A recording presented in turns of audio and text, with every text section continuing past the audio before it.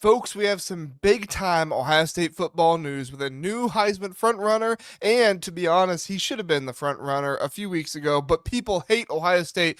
I get it, it happens. What I don't get is if anyone tries to deny that Julian Sayin is not playing like the best, most accurate, most exceptional decision maker in the country right now. What a game he had versus Penn State to be able to put that exclamation mark there for the entire nation to know. He and the Buckeyes came out on top 38-14 in front of a packed house at the shoe. A lot of people watching because they couldn't watch on ESPN if they had YouTube TV, extending their undefeated streak to 8-0 on the season, 12-0 dating back to last year's playoff run, and keeping that number one spot locked down in the AP poll and most likely in the college football playoff rankings as well. Here at JR's Big Ten Football News, we cover the Big Ten's biggest stories, news headlines, rumors, everything out there. Ohio State fans, help us out. We talked about Kevin Brown being at Ohio State this weekend. That looks to have gone super well, and we look forward to covering more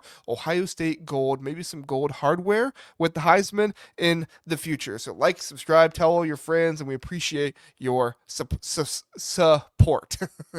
Back to the game. It wasn't always smooth sailing, though, for Ohio State, as the second quarter had some disappointing moments, but none of them were at the fault of Julian Sayin. Ohio State was up just 17-14 at the break after a late Penn State touchdown off a fumble, but in the second half, it was total domination as Ohio State outscored the Nittany Lions 21-0, turning it into a blowout that had everyone in scarlet and gray buzzing around. The story of the game, though, has to be Julian Sayin. This redshirt freshman quarterback is straight up electric for the Buckeyes, and his performance against Penn State just vaulted him to the top of the Heisman conversation. He went 24-23. That's an insane 87% completion percentage.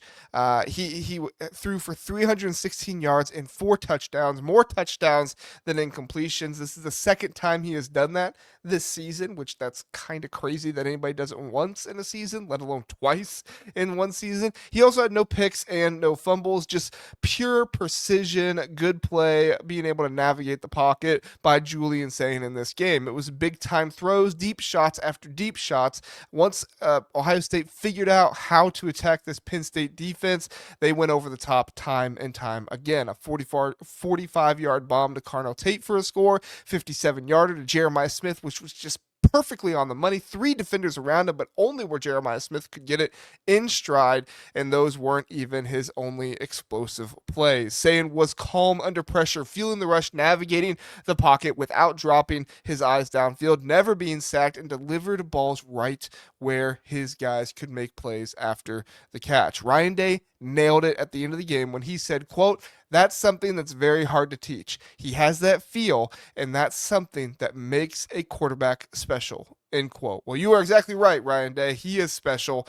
But notice how Ryan Day didn't, notice how he said something, not the thing or his thing. It's one of the many, many things that Sayin has in his bag of QB tricks, not even tricks, just QB skills that makes Sayin the best quarterback in college football right now. People who don't know ball will try to take shots at his flashy stats, but if they watch him play, they will see how he elevates his whole team around him. His accuracy, his poise, his precision, everything that goes into his game as a passer. And a runner, too. Showed his running ability a little bit in this game as well. Ohio State's loaded with talent. Jeremiah Smith hauled in 6 catches for 123 yards and 2 touchdowns, including a one-handed grab off a tipped ball. Carnell Tate wasn't far behind. He had 5 grabs for 124 yards and a touchdown as well. Even the run game got going with freshman Bo Jackson ripping off 105 yards on 13 carries, highlighted by a 51-yard run at one point in the game. But Sayin's the glue that kind of puts all of this offense together. He's got the high football IQ, getting the ball out on time with impeccable placement, and he doesn't force anything either. Remember, he hasn't thrown a single interception since week 3 against Ohio. Kind of got the kinks out at that time, and he has no fumbles all year long as well. So for a guy who's still relatively inexperienced, that's veteran stuff. It's why the Buckeyes offense,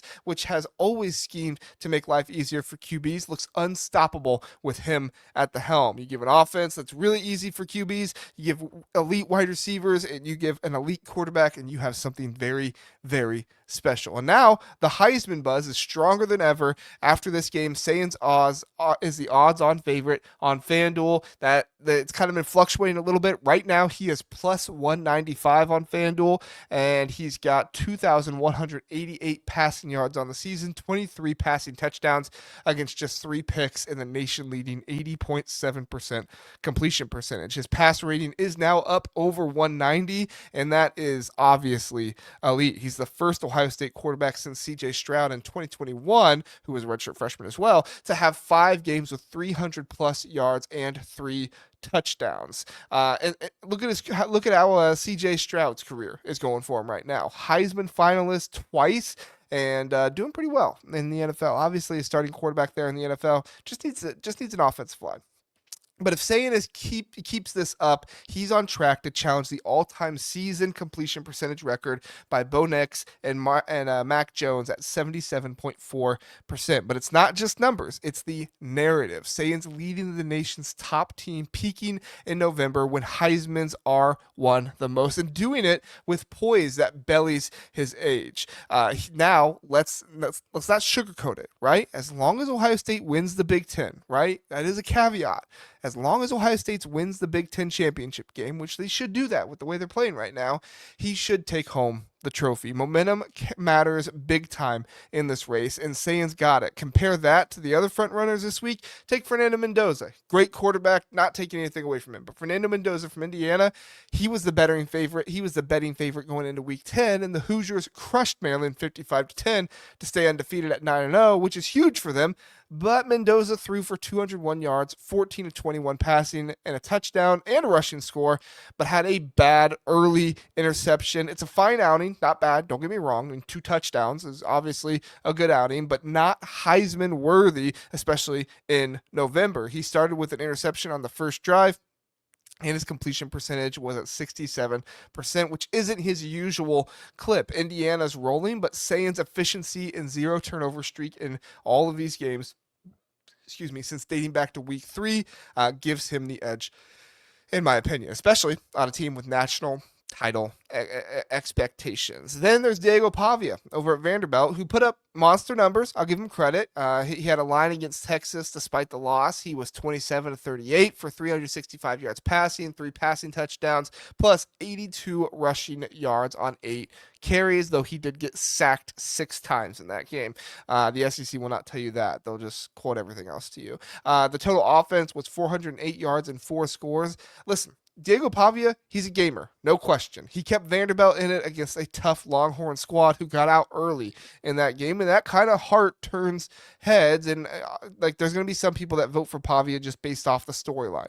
But maybe Pavia should be more concerned with winning games instead of posing for the Heisman, in my opinion. Sorry, that's just the way I think about it. So while Pavia's yards are eye-popping and stuff like that, Sayin is leading an unbeaten powerhouse without the same mistakes. Pavia's performance was gritty, don't get me wrong, but it didn't move the needle like Sayin's dismantling of a solid Penn State team. The other biggest threat has been Ty Simpson from Alabama. He was on a bye this week, so no fresh stats or anything to debate there or anything, but the Tide, they have been rolling in SEC play, but if you watch him play, you just cannot see that he is on Sayin's level, in my opinion. I don't think you can watch him play and watch Sayin play back to back and say, oh yeah, those two are on the same level.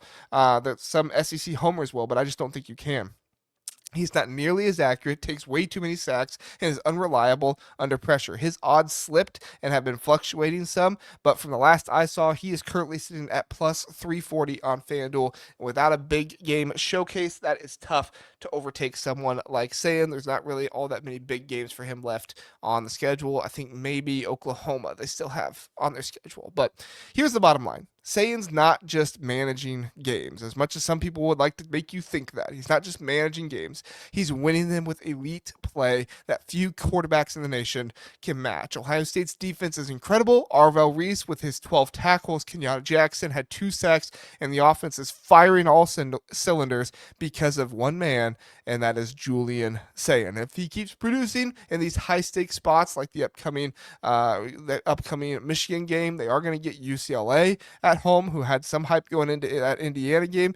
And if he avoids the rare lapses against like a Purdue or somebody like that, it'll be hard for voters to look elsewhere than to give the award to Julian Sayin. The Buckeyes are on a 12-game winning streak dating back to last year, masters of this rivalry with Penn State, winning 9 straight, and Sayin's the wheelman, steering them toward a Big Ten title and beyond. This kid's story from being at Alabama for just like a week to now being an Ohio State star, he is Heisman gold. So I just got one question for you. Should Sayin do the Heisman pose against UCLA next week? What do you think? Is Sayin that your pick for the Heisman Trophy, or is someone else sneaking up there? Drop your takes in the comments, like, subscribe for more breakdowns, and I'll catch you next time on JR's Big Ten Football News.